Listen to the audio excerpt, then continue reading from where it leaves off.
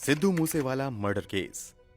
शाम के करीब 5:30 बजे एक शख्स अपनी कार से अपने गांव की ओर निकलता है, अपने रिश्तेदार से मिलने के लिए। उसे इस बात का जरा सा भी इल्म नहीं था कि जो गाड़ी उसके पीछे थी दरअसल वो उसी का पीछा कर रही थी और एक खास मौके के इंतजार में थी। चौराहा आते ही वो शख्स अपनी गाड़ी मोड़ता है, पर सामने से एक कार उसका रास्ता रोक देती है। पीछे से भी आ रही कार इसी मौके के इंतजार में थी और वो भी इस शख्स का रास्ता रोक देती है, जिससे कि वो शख्स ना अब अपनी गाड़ी को आगे ले जा सकता है और ना ही पीछे। कुछ देर बाद ही गोलियों की लगातार चलने की आवाज आती है। वहां मौजूद लोग गोलियों की आवाज से डरकर वहां से भाग निकलते हैं। दनादन 30 बार गोलियों की फायरिंग की आवाज से वो इलाका गूंज उठता है और जब हत्यारों को यकीन हो जाता है कि गाड़ी में मौजूद वो शख्स मर चुका है, तो वे अपनी उन्हीं गाड़ियों में बैठकर वहां से फरार हो जाते हैं। सुनने में ये किसी एक्शन फिल्म का क्लाइमैक्स लगता है, पर यह एक सच्ची घटना है। यह घटना है पंजाब के मनसा जिले की, जिसने न सिर्फ पंजाब को बल्कि पूरे देश को अचंभित कर दिया था। दिन दहाड़े एक इंसान पर फायरिंग होती है और वो भी किसी मामूली नहीं बल्कि इस देश के सबसे बड़े पंजाबी सिंगर की, जिसकी सिर्फ इंडिया में ही नहीं बल्कि इंटरनेशनल लेवल पर भी लाखों में फॉलोअर्स थे, जिसकी साठगांठ देश के एक बड़े लीडिंग पार्टी के साथ भी थी। हम बात कर रहे हैं सिद्धू मूसेवाला हत्याकांड के बारे में। Sidhu Moosewala Indian music industry और खास तौर पर इंडियन पॉप सिंगिंग इंडस्ट्री में मशहूर और अपनी खास पहचान बनाने वाले एक ऐसे सिंगर थे जिन्होंने पंजाबी रैप को इंटरनेशनल लेवल तक पहली बार पहुंचाया और इंडियन म्यूजिक इंडस्ट्री के हिप हॉप म्यूजिक को नया आयाम दिया, उसे इंटरनेशनल लेवल पर पहचान दिलाई। 28 साल के Sidhu Moosewala Punjabi singer, rapper, song writer और एक्टर थे। उन्होंने अपने जज्बे और लगन से छोटी सी उम्र में ही वो मकाम हासिल कर लिया जो कि कई कलाकार सालों की मेहनत के बाद भी हासिल नहीं कर पाते हैं। उनकी फैन फॉलोइंग लाखों में थी। उन्हें उनके शानदार गानों के लिए तो जाना ही जाता था, पर साथ ही controversial gangsta Punjabi rap songs के लिए भी जाना जाता था, जो कि एक तरह से गन्स और हथियारों को ग्लोरीफाई करके दिखाता था। सिद्धू मूसेवाला पंजाब के मनसा जिले के मूसा गांव के रहने वाले थे। उनका बचपन मूसा गांव में ही बीता था और वो एक किसान के परिवार से आते थे। उनके पिता एक्स गवर्नमेंट एम्प्लॉय थे।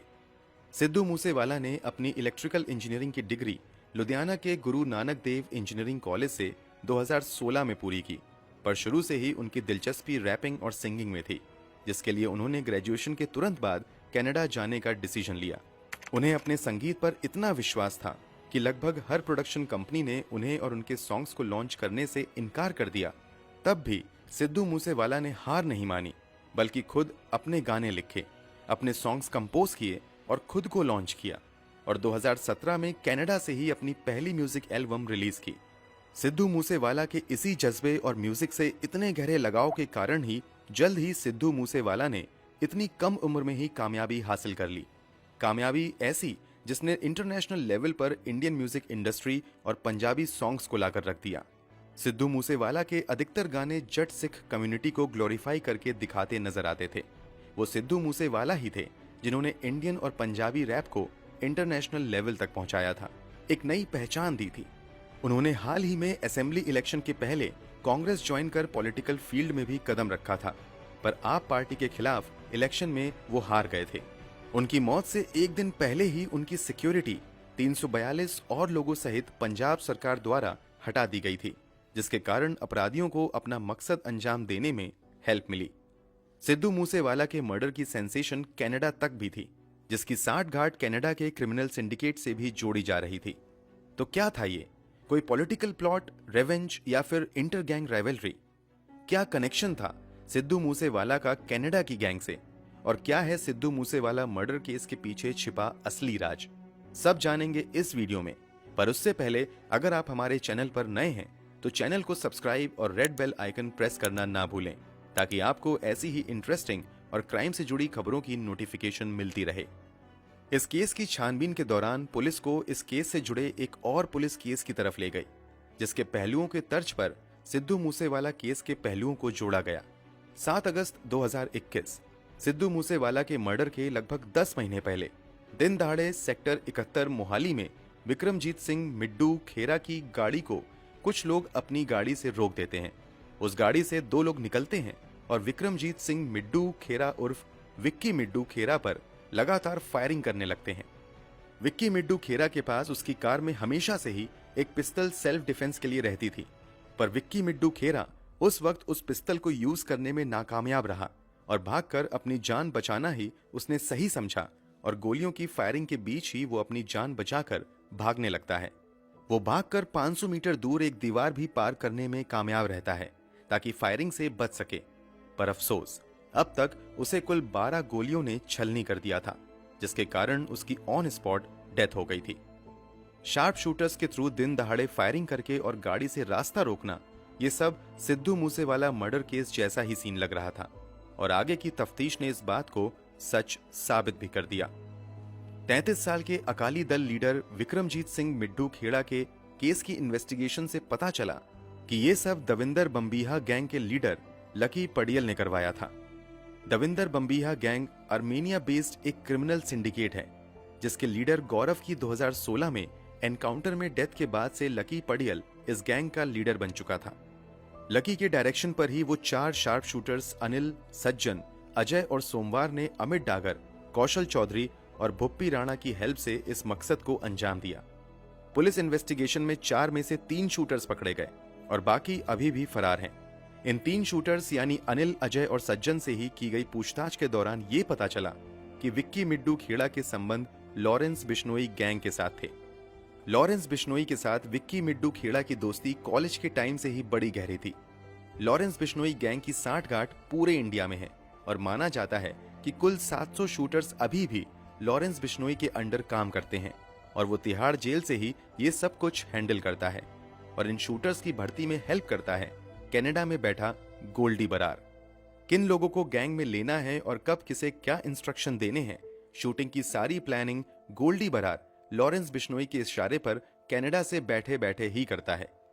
इसके अलावा लॉरेंस बिश्नोई की इन्वॉल्वमेंट स्टूडेंट पॉलिटिक्स में भी खूब रही है, जिसके कारण उसकी पहचान विक्की मिड्डू खेड़ा से भी काफी ज्यादा बढ़ गई थी। विक्की मिड्डू खेड़ा एक प्रोएक्टिव स्टूडेंट पॉलिटिशियन था, जिसने शिरोमणि अकाल दल यानी एसएडी, जो कि स्टूडेंट ऑर्गेनाइजेशन ऑफ इंडिया यानी एसओआई का ही एक हिस्सा थी। 2010 से लेकर 2020 तक विक्की मिड्डू खेड़ा एसओआई चंडीगढ़ के इंचार्ज थे और साथ ही विक्की मिड्डू खेड़ा ने पार्लियामेंट्री इलेक्शन और असेंबली इलेक्शन के वक्त भी शिरोमणि अकाल दल का खूब बढ़ चढ़कर कैंपेन में साथ दिया था। उसकी इसी नजदीकी के कारण लॉरेंस बिश्नोई गैंग की राइवल गैंग यानी दविंदर बम्बीहा गैंग के निशाने पर आ चुका था विक्की मिड्डू खेड़ा। लॉरेंस बिश्नोई से अपनी दुश्मनी का बदला लेने के लिए ही लकी पडियल ने विक्की मिड्डू खेड़ा के मर्डर की साजिश रची और जब इस बात का खुलासा हुआ कि इसके पीछे किसका हाथ है, तब लॉरेंस बिश्नोई गैंग ने भी बदला लेने की प्लानिंग स्टार्ट कर दी। विक्की मिड्डू खेड़ा मर्डर केस में एक और शख्स शामिल था और वो था शगुनप्रीत सिंह, एक जाने माने हाई प्रोफाइल स्टार का मैनेजर, जो कि अभी भी पुलिस की पकड़ से बाहर था और ऑस्ट्रिया में जाकर छिपा था। शगुनप्रीत सिंह वही था जिसने विक्की मिड्डू खेड़ा की हत्या करने वाले शार्प शूटर्स को मर्डर से एक दिन पहले रिसीव किया था और उन्हें खरार, जो कि मोहाली से लगभग 14 किलोमीटर दूर था, फ्लैट भी मुहैया करवाया था। शगुनप्रीत सिंह ही वो कड़ी था जो सिद्धू मूसेवाला, लॉरेंस बिश्नोई गैंग और विक्की मिड्डू खेड़ा के केस के पहलुओं को आपस में जोड़ता है, क्योंकि शगुनप्रीत सिंह किसी और का नहीं बल्कि सिद्धू मूसेवाला का ही मैनेजर था, जिसके कारण सिद्धू मूसेवाला अब लॉरेंस बिश्नोई गैंग के निशाने पर आ चुका था। वो शगुनप्रीत ही था जिसके विक्की मिड्डू खेड़ा के मर्डर में शामिल होने की खबर के खुलासे के बाद से सिद्धू की मर्डर की प्लानिंग स्टार्ट हो गई थी। लॉरेंस बिश्नोई ने जेल में रहकर ही गोल्डी बरार से संपर्क किया, जिसने शार्प शूटर्स को हायर किया और 29 मई शाम 5:21 पर जब सिद्धू मूसेवाला अपने गांव अपने रिश्तेदार से मिलने जा रहा था, तब लॉरेंस बिश्नोई गैंग के आदमियों ने सिद्धू मूसेवाला की कार को बीच चौराहे पर ही घेर कर रोक दिया और लगातार उस पर गोलियां बरसाने लगे, ठीक उसी तरह जिस तरह विक्की मिड्डू खेड़ा के साथ हुआ था, पर यह उससे भी ज्यादा दिल दहला देने वाला और भयानक मंजर था। सिद्धू मूसेवाला पर कुल 6 शूटर्स ने उन्हें घेर कर लगातार गोलियां बरसाईं। कुल 30 फायरिंग शॉट्स फायर किए गए थे, जिनमें से 26 गोलियों ने सिद्धू मूसेवाला को अपना निशाना बनाया था, जिनमें से एक सिद्धू मूसेवाला के सिर पर जाकर लगी थी।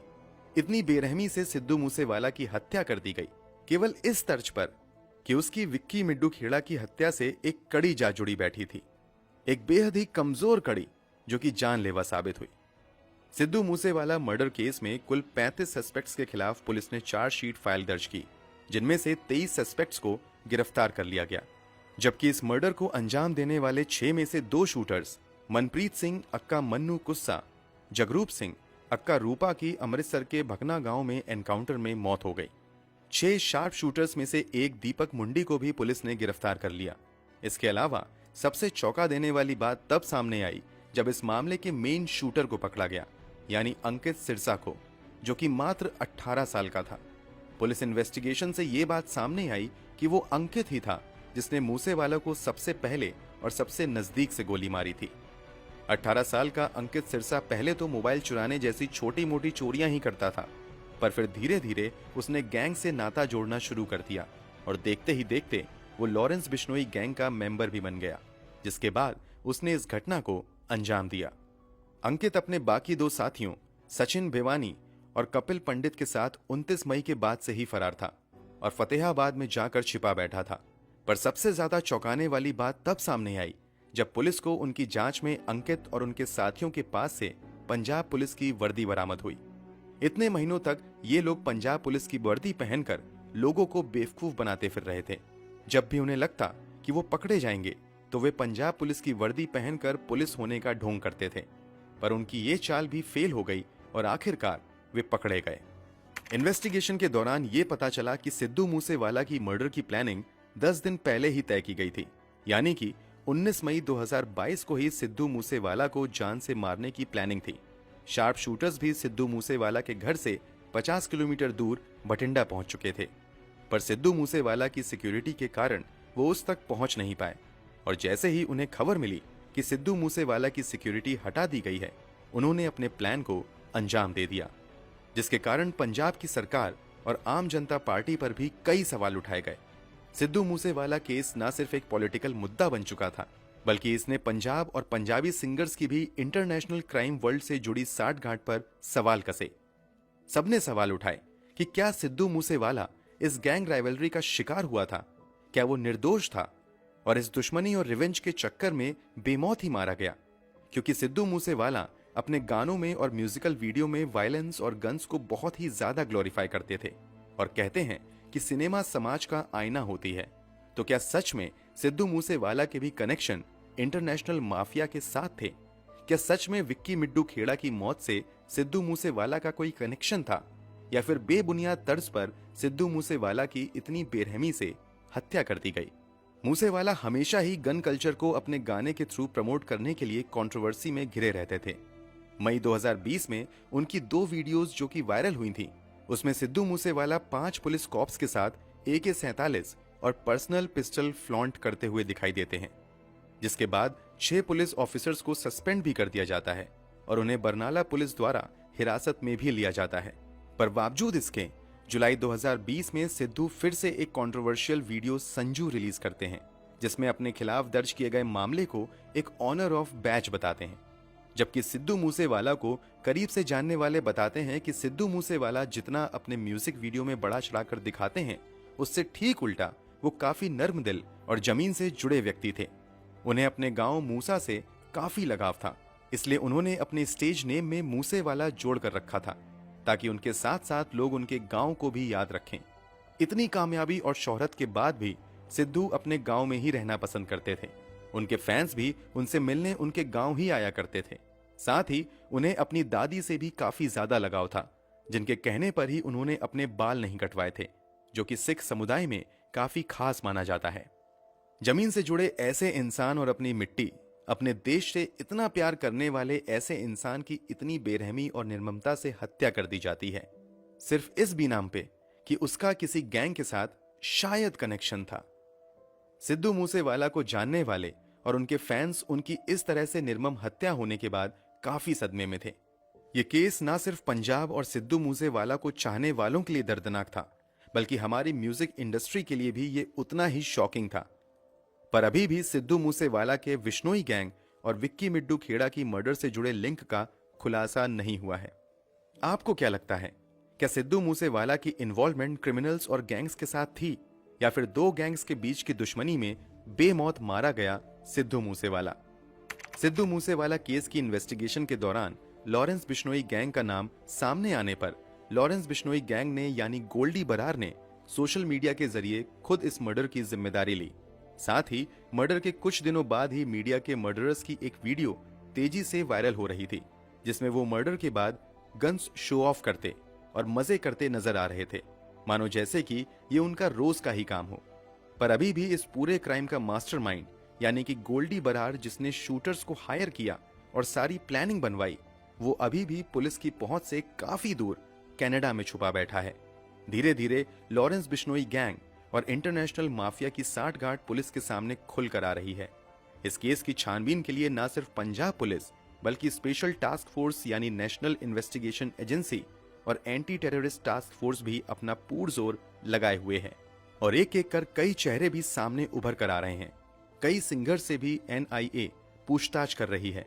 पर सिद्धू मूसेवाला के पिता बलकौर सिंह इतने समय बाद और इतनी हाई प्रोफाइल जांच के बाद भी पुलिस टीम से नाखुश हैं, क्योंकि अभी भी उनके बेटे के हत्यारों को पकड़ा नहीं जा सका है। बलकौर सिंह का कहना है कि इस जांच में शामिल पुलिस ऑफिसर प्रतिपाल सिंह की अपराधियों से साठगांठ है और वे उन्हें सामने आते हुए भी नहीं पकड़ रहे, क्योंकि इसके बदले उन्हें मोटी रकम अदा की जा रही है। उन्होंने पुलिस को यह भी अल्टीमेटम दे दिया है कि अगर जल्द से जल्द उनके बेटे के कातिलों को पकड़ा नहीं गया तो वो ये देश छोड़कर चले जाएंगे। इसके बाद से सिद्धू मूसेवाला केस की जांच और भी ज्यादा तेज कर दी गई है और धीरे धीरे कई नए सिरे भी खुलकर सामने आ रहे हैं। इस केस में एंटी टेररिस्ट इन्वेस्टिगेशन टीम और स्पेशल सेल भी जुड़ चुके हैं और जल्द से जल्द सिद्धू मूसेवाला की हत्या में शामिल बाकी क्रिमिनल्स को भी पकड़ने में लगी हुई है। तो कैसी लगी आपको आज की ये वीडियो, हमें कमेंट करके जरूर बताएं। अगर वीडियो अच्छी लगी हो तो लाइक शेयर करना ना भूलें और चैनल पर नए हैं तो चैनल को सब्सक्राइब करें और क्राइम की दुनिया से जुड़ी खबरों की ऐसी ही इंटरेस्टिंग वीडियोस की नोटिफिकेशन पाने के लिए रेड बेल आइकन प्रेस करना बिल्कुल ना भूलें। Thank you for watching.